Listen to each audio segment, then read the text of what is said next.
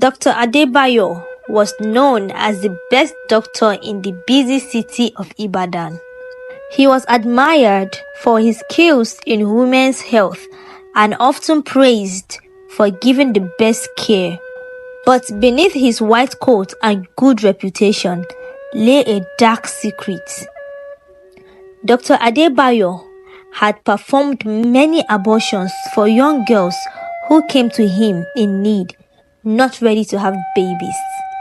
While the girls returned to their lives, he was haunted by the souls of the unborn.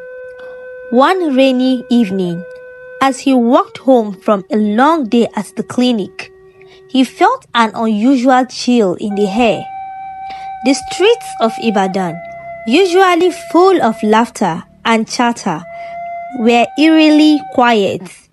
Dr. Adebayo hurried his steps, pulling his coat tighter around him. The shadows seemed to stretch and twist, and a low whisper filled the air as if the city itself was warning him. As he turned the corner into his neighborhood, he saw them, small figures lit by the flickering street lights, the spirits of the babies he had aborted floating in the air, their ghostly forms glowing faintly against the dark streets. Their eyes were wide and filled with sadness, and their cries echoed in Dr. Adebayo's ear. "Why have you come?" he stammered, panic rising in his chest. The spirits swirled around him, their cries growing louder. "You took our lives. You gave us no chance," they lamented, their voice blending like a sad song. Dr. Adebayo staggered back, the weight of their accusations crashing over him like a tidal wave. He could feel the guilt eating away at him, memories flooding back of the young girls who had come into his clinic, desperate and scared. He had seen their pain and fear, and he always felt it was his duty to help them escape what they thought was a hard life.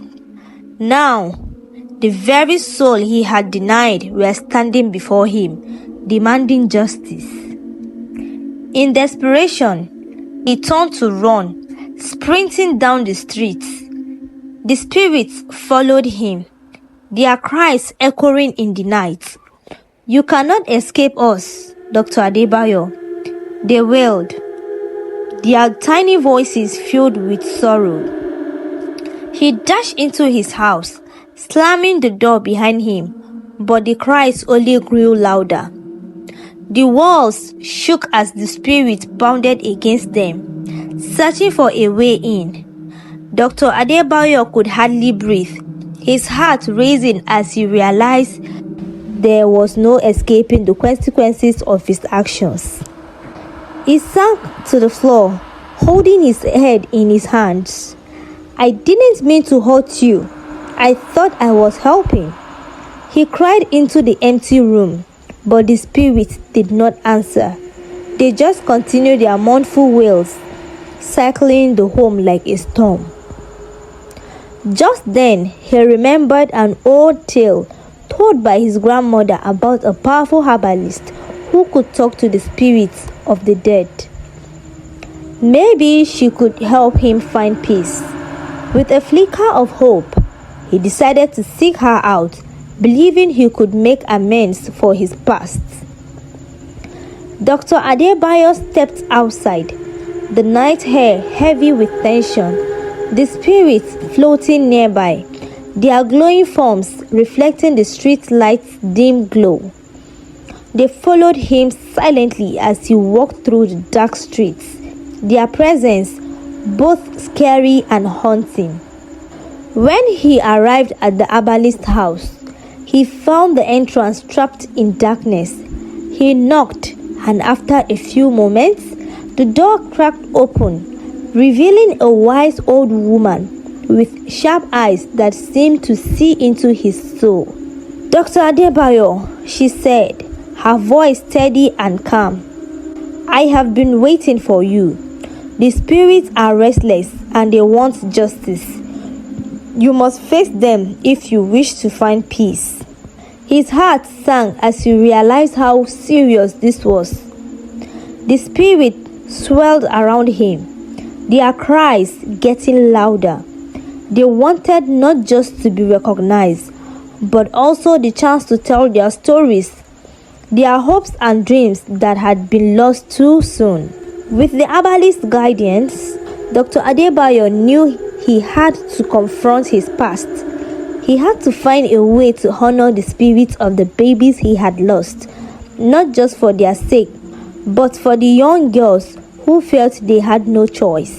"Tell me what to do," he begged the herbalist, desperation in his voice. She handed him a small carved wooden figure, a symbol of protection. "You must gather the girls you helped, the ones you assisted in ending their pregnancies. You must listen to their stories, give them a voice and seek forgiveness. Only then will the spirits find rest." As Adebayo held the figure in his hand, the weight of the spirit's sorrows settled upon him. He looked out into the darkness, knowing the path ahead would be difficult. Would the girls want to share their experiences? Would they trust him again after everything that had happened? The spirits swelled around him once more, their cries a mix of hope and despair. "Help us find peace," they echoed, their voice blending with the wind. Dr. Adebayo took a deep breath, preparing himself for the journey ahead. He was determined to make things right, but he knew it would take more than just words. He would need to confront the pain he had caused and face the consequences of his actions.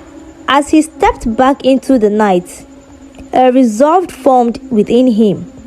This was just the start of a long and tough journey, but he was ready to seek redemption no matter the cost. The night was still, but the spirits were restless, and Dr. Adebayo was determined to bring them peace. Little did he know, this is only the beginning of a deeper revelation waiting for him. Dr. Adebayo set out the next morning, his heart heavy with worry. The streets of Ibadan were waking up, filled with the sounds of vendors calling out and children laughing. But all he could hear were the haunting cries of the spirits that had followed him since that fateful night. He needed to gather the young girls who had once sought his help. He started with a list of names, remembering the faces of the scared girls who had entered his clinic, eyes filled with tears and fear. Each name reminded him of the lives he had changed, the choice he had helped make. With each visit, he learned the reasons behind their desperate choices. Some were victims of abuse, others faced financial troubles, and few just weren't ready to be mothers. With a deep breath, Dr. Adebayo reached out to them one by one, explaining why he wanted to meet. To his surprise, many agreed, curious and careful about what he had to say. When they gathered in a local community center, the air was thick with tension and uncertainty.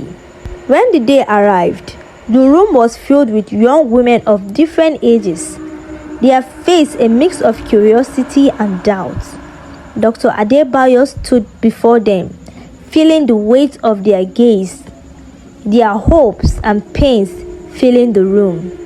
"Thank you for coming," he began, his voice shaking a little. "I know I have hurt you, and I carry the weight of your pain. I've seen the spirits of the babies I helped end the life of, and they haunt me every night. I can't change the past, but I want to help you find your voices and tell your stories." The room fell silent as the young women looked at each other. One brave girl, Amina, stood forward. "Dr. Adebayo, we came to you because we were scared. You made us feel safe at that moment, but it doesn't take away our pain. We lost so much. We lost a part of ourselves." Her words hit Dr. Adebayo hard. The tears in her eyes reflected the regret he felt deep inside. "I want to listen to you," he said earnestly. "I want to understand. I believe that sharing your stories will not only help you heal, but also bring peace to the spirits that are still here." One by one, the young women began to speak. They shared their experiences, the weight of their decisions, and the fears that had led them to seek abortions. Each story was a thread in a tapestry of loss, regret, and strength. As they spoke, the air in the room began to change. The spirits of the babies seemed to calm down, as if they were listening, as if they were finally being honored. Hours passed, and the gathering changed from a session of confessions into a healing circle.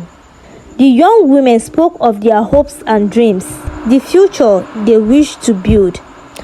Dr. Adebayo listened closely, his heart filled with compassion. He realized that their pain was connected to his own, and that by hearing their stories, he was not only helping them heal, but also beginning to heal himself. After the last girl shared her story, Amina stood up again. "Dr. Adebayo, thank you for listening. It took courage to speak, and it feels good to share. We don't just want to be remembered for our pain. We want to be seen as strong women who can achieve great things." Dr. Adebayo nodded, touched by her words. "You are all incredibly strong. It's time we honor the lives that were lost by using our experiences to help others. I want to create a support network for young women in our community, where they can share their struggles, find guardians, and receive the care they truly need."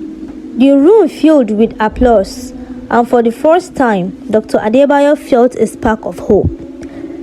He could see the spirit of the babies hovering in the corner of the room, their cries transformed into whispers of peace.